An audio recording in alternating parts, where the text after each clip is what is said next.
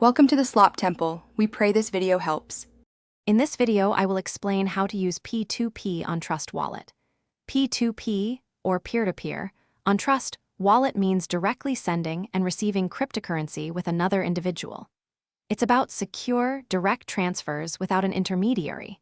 We'll cover how to manage these transactions and explore related buying and selling options through integrated services. This ensures you maintain full control over your digital assets. To receive cryptocurrency directly from another person, first open your Trust Wallet and select the specific crypto asset you want to get.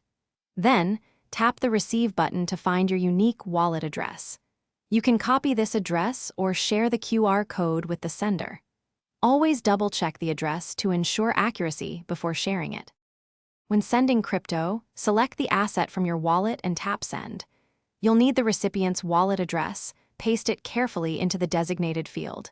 Enter the amount you wish to send, review any network fees, and then confirm the transaction. Remember, once sent, crypto transactions are irreversible, so accuracy is key. For buying or selling crypto with traditional money, Trust Wallet partners with various third-party providers. You can access these services directly within the app to purchase crypto using methods like debit or credit cards or bank transfers.